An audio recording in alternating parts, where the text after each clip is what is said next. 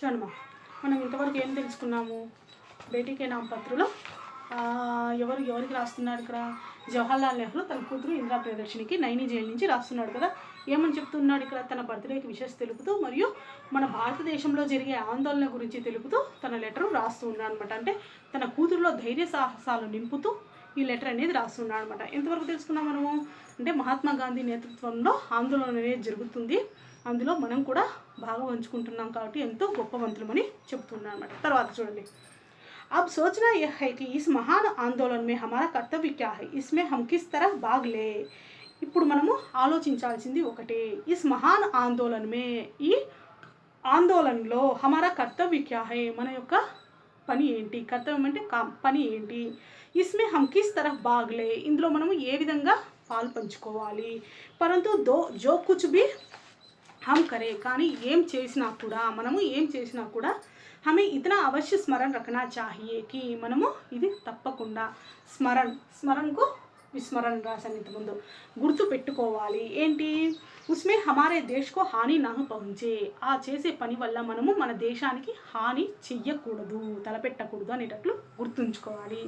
కई बार हम संदेश में भी पड़ जाते हैं कि ఎన్నోసార్లు మనము సందేశ్ ఆలోచనలో పడిపోతాము.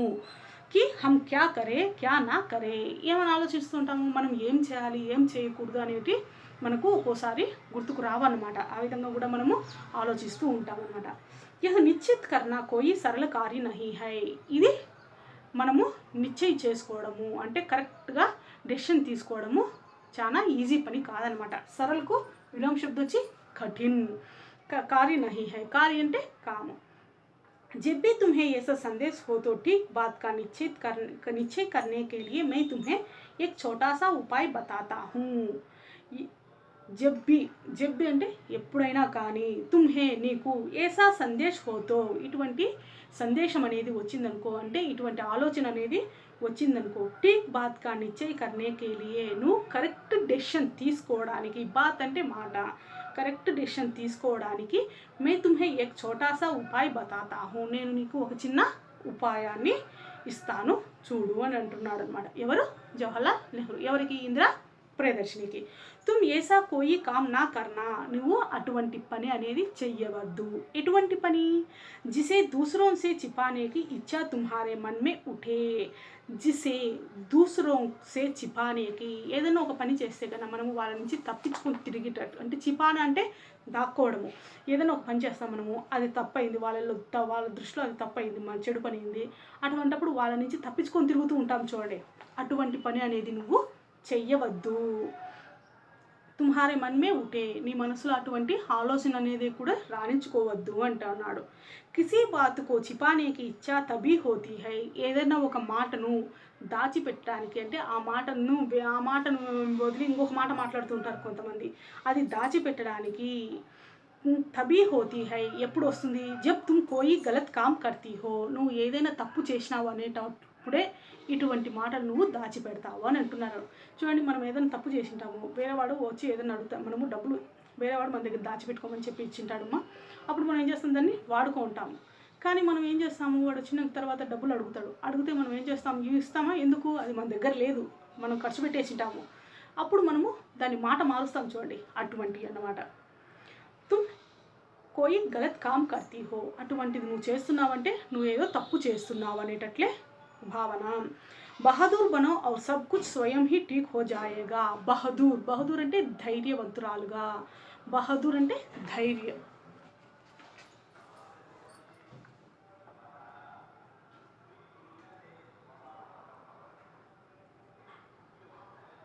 ధైర్యం సాహస్, ధైర్యం వస్తుంది, సాహస్ వస్తుంది అనమాట. బహదూర్ బనో, చూడండి, బహదూర్ బనో ఔర్ సబ్ కుచ్ స్వయం హీ ఠీక్ హో జాయేగా, నువ్వు ధైర్యవంతురాలుగా మరియు ఎంతో ధైర్యంగా సాహసంగా ఏదైనా పనిని చెయ్యి, నిశ్చితంగా చేయప్పుడు అది తనంతట తానే సమసిపోతుంది, స్వయం ఠీక్ హో జాయేగా, కరెక్ట్ అవుతుంది అనేటట్టు చెప్తున్నాడు అనమాట. ఏది తుమ్ బహదూర్ బనోగితో, నువ్వు ధైర్యవంతురాలుగా ఉన్నావంటే గన ఏసీ కోయి బాత్ నహీ కరోగి, ఇటువంటి మాటలు అనేది నువ్వు మాట్లాడలేవు. జిస్సే తుమ్హే డర్నా పడే, ఎటువంటి మాటలు, నీకు భయం అనిపించే మాటలు మాట్లాడలేవు. అదే కాకుండా జిసే కర్నే మే తుమ్హే లజ్జిత్ హోనా పడే, ఆ పని చేయడానికి నువ్వు సిగ్గుపడవలసి వస్తుంది అనేటటువంటి పనులు చేయలేవు. మరియు ఏదన్నా తప్పిపుచ్చే పనులు అనేటివి కూడా నువ్వు చేయలేవు. ఎప్పుడు ధైర్యవంతురాలుగా నువ్వు ఉన్నప్పుడు ఏ పనిలో అయినా నువ్వు ధైర్యంగా ఎదిరించి చేసినావంటే ఏ పనిని కూడా నువ్వు సాధించగలుగుతావు అని చెప్పడం. ధైర్యం అనేది లేకపోతే కనుక ఏది చెయ్యలేవు, అన్నిటినీ దాచిపెట్టుకోగలుగుతావు అని ఆయన చెప్తున్నాడు అనమాట. ఎవరు? జవహర్లాల్ నెహ్రూ. तुम्हें यह तो मालूम ही है कि बापूजी के नेतृत्व में स्वतंत्रता का जो आंदोलन चलाया जा रहा है उसमें छिपा रखने जैसी कोई बात नहीं है। हम तो सभी काम दिन के उजाले में करते हैं। अच्छा बेटी अब विदा। చూడండి, తుమ్హే యహ్తో మాలూమ్ హై కి, నీకు ఇది తెలుసు కదా, బాపూజీకే నేతృత్వమే, మహాత్మా గాంధీ యొక్క నేతృత్వంలో స్వతంత్రత కా జో ఆందోళన చలాయా జా రహా హై, ఏం ఆందోళన జరుగుతుంది? స్వతంత్రత ఆందోళన అంటే స్వాతంత్రం కోసం పోరాడుతూ ఉన్నారనమాట. అప్పుడు ఉస్మే, అందులో చిపా రఖనే చేసి కోయి బాత్ నహీ హై, అందులో దాచిపెట్టే మాటలు అనేవి ఏమీ లేవు. ఎందుకు? హమ్ ఆందోళన్ దిన్ మే हम सभी काम दिन के उजाले में करते हैं, ఎందుకు? ప్రతి ఒక్క పనిని కూడా మేము దిన్ అంటే డైలీ మార్నింగ్, దిన్కే ఉజాలే మే, ఉజాలే అంటే రోషిని, ఉజాలా అంటే రోషిని,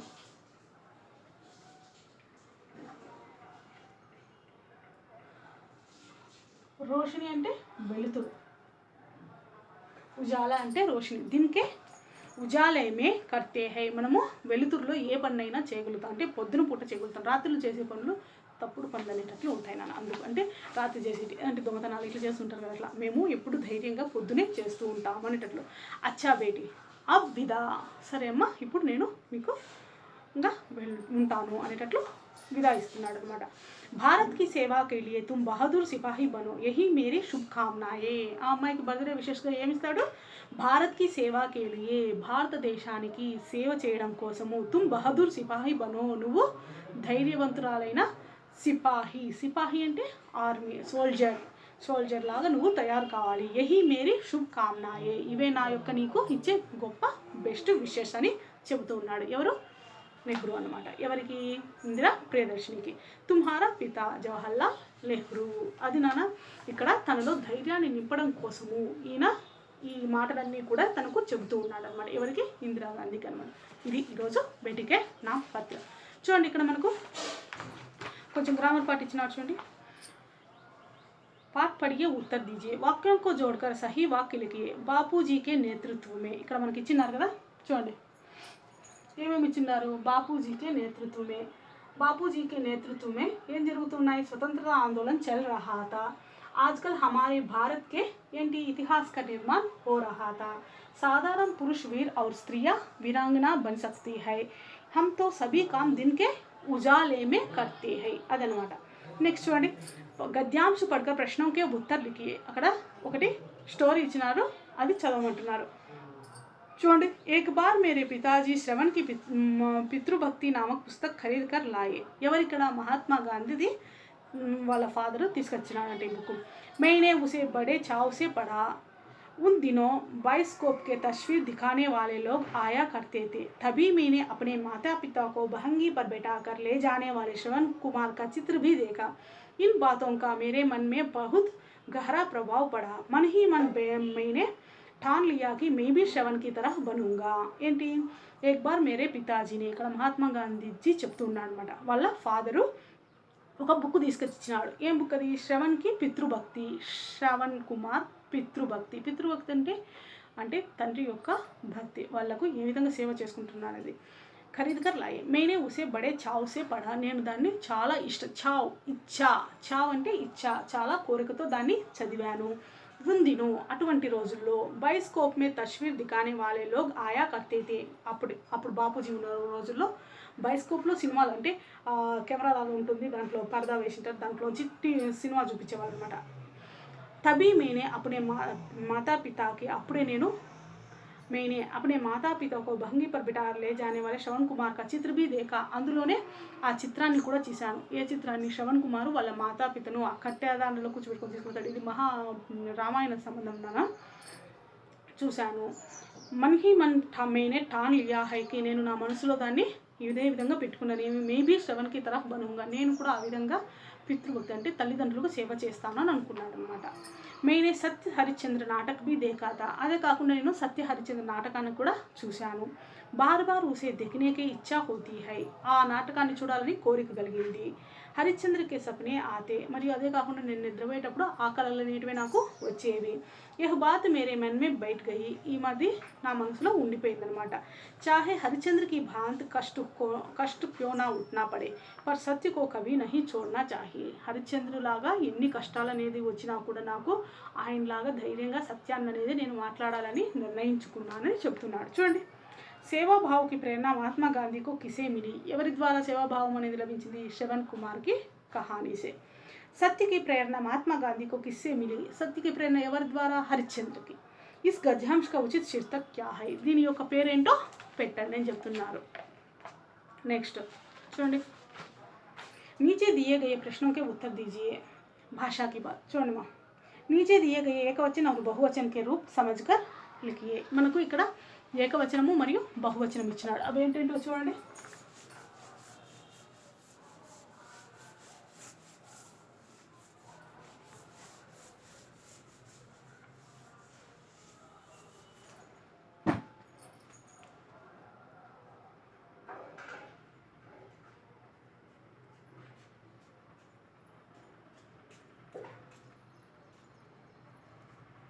ఏకవచనం బహువచనం చూడండి. ఇక్కడ మనకు ఇవి ఇచ్చినారు. ఏకవచనం బహువచనం. ఉపహారు, రాజా, కవి, పక్షి, గురు, లడక. చూడండి నెక్స్ట్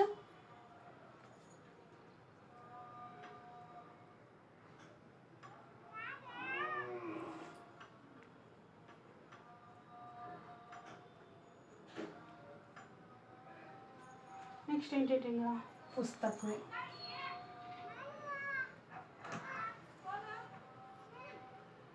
शुभकामनाएं, शुभकामना, समिति. नेक्स्ट कहानी, ऋतु,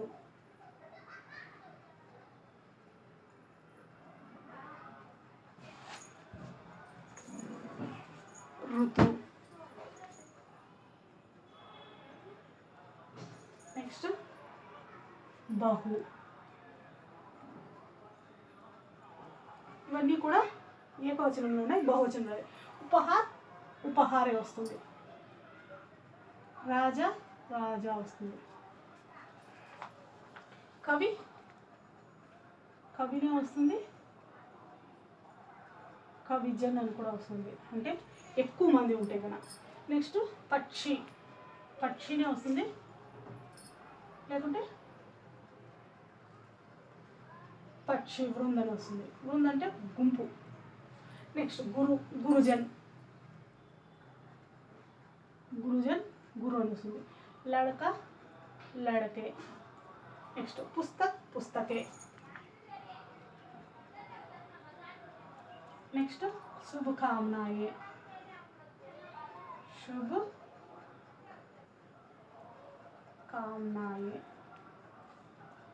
నెక్స్ట్ సమితియా.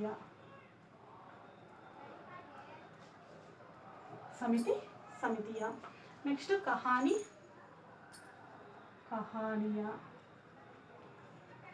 నెక్స్ట్ ఋతుయే.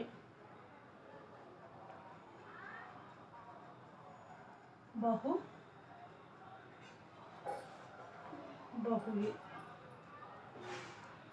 ఇది నాన్న ఏకవచనము బహువచనం. ఓకేనా? ఋతుయే, బహు ఇట్లా మరి. నెక్స్ట్ ఉండి రిక్త స్థానంకి పూర్తి ఉచిత శబ్దం సే కీజియే ఫిల్ ఇన్ ద బ్లాంక్స్ అనమాట. ఏమేమి ఇచ్చినారు ఇవి రాసుకోండి ఫస్ట్. కొన్ని రాసుకున్న తర్వాత నెక్స్ట్ చూడండి. रिक्त स्थानों की पूर्ति उचित शब्दों से कीजिए. खेद, बधाई, शुभकामना, आशीर्वाद అని ఇచ్చినారు. చూడండి, नानी ने अपनी नवासी को जीती रहने की बेटी कहकर क्या दिया ఏమిచ్చింది ఆశీర్వాద్ దియా అంటే నాని వాళ్ళ గ్రాండ్ సన్ని అంటే తనను విషెస్ చేస్తూ ఆశీర్వదిస్తుంది అనమాట. आपको जन्मदिन की क्या शुभकामनाएं विशिष्ट అనేటట్లు. खेल में आपकी जीत हुई इसके लिए आपको क्या है बधाई हो. रुकावट के लिए खेद है. ఇది परियोजनाकारी చూడండి. बाल अधिकार के बारे में जानकारी प्राप्त करके एक सूची बनाइए. బాల్ అధికారి అంటే చిన్న పిల్లలకు సంబంధించిన దానికి దాని సంబంధంగా ఒక దాన్ని ప్రోగు చేసి రాయమంటున్నాం అన్నమాట. చూడండి, మన కింద ఈ హింట్స్ ఏమి ఇచ్చినారు. जो पुस्तकें तुम्हें सबसे अधिक सोचने के लिए विवश करती है वे तुम्हारी सबसे बड़ी सहायक है. कौन है ये कहने वाला? पंडित जवाहरलाल नेहरू. जो पुस्तक ఏ పుస్తకం అయితే तुम्हें నిన్ను सबसे अधिक ఎక్కువగా सोचने के लिए विवश करती है ఆలోచింపజేయడం చేస్తుందో అటువంటి పుస్తకము అటువంటి పుస్తకము తుమ్హారీ సబ్సే బడి సహాయక్ హై నీకు చాలా హెల్ప్ఫుల్ అవుతుందని ఇక్కడ చెప్తున్నారు. చెప్పిన వాళ్ళు ఏంటంటే పండిత్ జవహర్లాల్ నెహ్రూ. ఇది నాన్న బేటీకే నామ్ పత్ర. ఇక్కడ బేటీ ఎవరంటే ఇందిరా ప్రియదర్శిని. ఎవరు వాళ్ళ నాన్న అంటే జవహర్లాల్ నెహ్రూ. ఎందుకు లెటర్ రాస్తున్నారు? తను అప్పుడు నైని జైల్లో ఉన్నాడు. వాళ్ళ కూతురి బర్త్డే వచ్చిందనమాట. ఆ బర్త్డేకి విషెస్ తెలుపుతూ తనకు బెస్ట్ విషెస్ ఇస్తూ మరియు కొంతమంది ధైర్యవంతుల యొక్క స్టోరీలు చెప్తూ ఉండి మరియు అదే కాకుండా బాపూజీ నేతృత్వంలో ఇప్పుడు ఆందోళన అనేది జరుగుతుంది. అందులో కూడా మనం పార్టిసిపేట్ చేస్తున్నాము. ఏ ఆందోళన జరుగుతుంది? స్వతంత్రత ఆందోళన జరుగుతుంది. ఆ ఆందోళనలో పార్టిసిపేట్ చేస్తున్నాము. మనము ఎంతో గొప్పవంతులం అనుకోవాలి. నువ్వు ఎప్పుడే కానీ ఇటువంటి పనులు అనేవి చేయవద్దంటే నువ్వు ఎవరితో అయినా మాట దాచిపెట్టి రావడము ఇటువంటివన్నీ చేయొద్దు. అటువంటిది ఎప్పుడు చేయగలుగుతాము? మనం ఏదైనా మనలో తప్పు జరిగింది అనేటట్లు ఉంటేనే ఇటువంటివి చేయగలుగుతాము. అటువంటి పనులు నువ్వు ఎప్పుడూ చేయొద్దు అనేటట్లు ఆమెకు చెప్తూ విషెస్ తెలుపుతూ ఉన్నాడు అనమాట. అంటే మంచిగా తనకు అన్ని మంచి మాటలు అనేటట్లు. అంటే మంచి మాటలు అంటే ఏమొస్తాయి? తనకు మంచి అంటే నిజమే చెప్పాలి మరియు అదే కాకుండా ఎవరికి చెడు చేయొద్దు అనేటట్లు తన కూతురికి తను జవహర్లాల్ నెహ్రూ ఇక్కడ చెబుతూ ఉన్నాడు అనమాట. అది బేటీకే నామ్ పత్ర. ఆ ఆందోళనలో మనం కూడా పార్టిసిపేట్ చేస్తున్నాం కాబట్టి ఏ ఆందోళన? స్వతంత్ర ఆందోళన. ఎందుకు జరుగుతుంది ఇది? బ్రిటిష్ వాళ్ళ నుంచి మన దేశాన్ని మనము కాపాడుకోవడం కోసం, మనము స్వాతంత్రం తెచ్చుకోవడం కోసము ఈ ఆందోళన అనేది జరుగుతూ ఉంది అనేటట్లు చెబుతున్నారు. ఎప్పుడే కానీ అంటే దీనికే ఉజాలేమి కన్నీ కామోకో అంటే వెలుతురులో ఉండే పనులు ఎప్పుడే కానీ మంచి మార్గంలో వెళ్తాయి అనేటట్లు ఇక్కడ చెప్పడం అనేటట్లు. అది ఈరోజు బేటీకే నామ్ పత్ర. మీరు ఇక్కడ బోర్డు పైన రాసినోటి ఏకవచనం బహువచనము నెక్స్ట్ ఇవి అన్నీ కూడా తెలుసుకొని ఇక్కడ మనకు శ్రవణ్ కుమార్ది వచ్చింది కదా. ఆ శ్రవణ్ కుమార్ది అంటే ఏంటది? ఆయన రామాయణ కాలంలో తన తల్లిదండ్రులు గుడ్డివాళ్ళు అనమాట. వాళ్ళను ఇట్లా నీళ్లు తీసుకొస్తారు చూడన్న కట్టెబెట్టుకుని ఈ పక్క దాంట్లో కూర్చోబెట్టుకొని వాళ్ళకు తీర్థయాత్రలు చేయాలని ఉంది. అప్పుడు తను తన బిడ్డల్ని ఇద్దరిని ఈ పక్క తన తండ్రిని తల్లిని ఇద్దరిని అక్కని కూర్చోబెట్టుకొని తీర్థయాత్రకు తీసుకువెళ్తాడు. అప్పట్లో కాశీకి వెళ్ళాలంటే మనము నడుచుకొని వెళ్ళేవాళ్ళే. ఆ విధంగా తీసుకొని వెళ్తూ ఉన్నాడు అనమాట. మార్గ మధ్యంలో వాళ్ళకు దప్పిక వేస్తుంది అనమాట. ఆ దప్పిక వేసినప్పుడు తల్లిదండ్రులకు నీళ్లు తేవడానికని వాళ్ళని అక్కడ పెట్టి నీళ్ళ కోసం వెళ్తాడు. అప్పుడు దశరథ మహారాజు ఆ శబ్దబేరి బాణం ద్వారా ఆ బాణాన్ని వదులుతాడనమాట. ఆ వదలడం ద్వారా ఏం జరుగుతుంది? అది పోయి అంటే ఈ నీళ్లు సౌండ్ వస్తుంది కదా, ఆ శబ్దబేరి ద్వారా బాణాన్ని వదులుతాడు దశరథుడు. వదిలినప్పుడు ఆ బాణం వచ్చి ఆ శ్రవణ్ కుమార్ అతనికి తగులుతుంది. ముని కుమారుడు అనమాట. అతనికి తగులుతుంది, చనిపోతాడు. అతను చనిపోతే తర్వాత అతను చెప్పి చనిపోతాడు ఈ విధంగా. అప్పుడు వచ్చి ఈ దశరథుడు వచ్చి చూస్తాడనమాట. చూస్తే అతను చనిపోయి కనిపిస్తాడు. అప్పుడు తన తప్పుకు తెలుసుకుని ఏమంటే ఇట్లా మా తల్లిదండ్రులకు నీళ్ళు ఇవ్వాలి, తీర్థయాత్రలకు తీసుకొచ్చాము అని చెప్తాడు అనమాట. సరే అని నీళ్ళు తను తీసుకుపోతాడు దశరథ మహారాజు. కానీ అక్కడ ఏం జరుగుతుంది? ఈ వీళ్ళు ఆయనకు శాపం ఇచ్చి దశరథునికి నీకు కూడా నీ బిడ్డలు దూరం అవుతారు అనేటట్లు శాపం ఇచ్చి వాళ్ళిద్దరు తల్లిదండ్రులు ఇద్దరు కూడా పాపం చనిపోతారు అనమాట. అదే దశరథునికి వాళ్ళ కొడుకు 12 ఏళ్ళ వనవాసం చేస్తాడు, ఇట్లా వెళ్తాడు కదా. ఇదన్నమాట, ఇది కహాని. శ్రవణ్ కుమార్ యొక్క స్టోరీ అంటే ఇది వస్తుంది మనకు రామాయణ కాలంలోది ఇది వస్తుంది అన్నమాట. ఇది ఈరోజు మనము తెలుసుకున్న లెసన్ బేటీకే నామ్ పత్ర. అందులో మనకు రామాయణంలోది కొంచెం భాగం తెలుసుకున్నాం కదా, అంటే నీతి వాక్యాలు అంటే ఏంటి, నీతి కథలు అనేవి ఇట్లాంటివి వస్తాయన్నమాట. దాని ద్వారా మనకి ఏం నీతి తెలిసింది అనేటట్లు. నెక్స్ట్ ఇంకొకటి సత్యహరిశ్చంద్రుడు అంటే ఎవరు నాన్న? ఆయన ఎప్పుడు నిజాన్నే మాట్లాడతాడు. తన ప్రాణం అనేది పోయినా కూడా ఎప్పుడు అబద్ధం అనేది చెప్పడు. అట్లా తన భార్యను కూడా వేలానికి అమ్ముకుంటాడు. అదే కాకుండా తన బిడ్డను కూడా చంపుకుంటాడు అనమాట. అటువంటి ఆయన అటువంటి టైంలో కూడా ఎప్పుడు సత్యాన్ని అనేది వదలడు. ఎప్పుడు కూడా తను నిజమే మాట్లాడతాడు. అటువంటి ఆయన సత్యహరిశ్చంద్రుడు అనమాట. ఇవన్నీ కూడా నీతి కహాన్ల కిందకి వస్తాయి అనమాట. మనకు నీతిని తెలియజేస్తాయి. ఇది నా ఈరోజు మన లెసన్ బేటీకే నామ్. ఓకేనా? Thank you.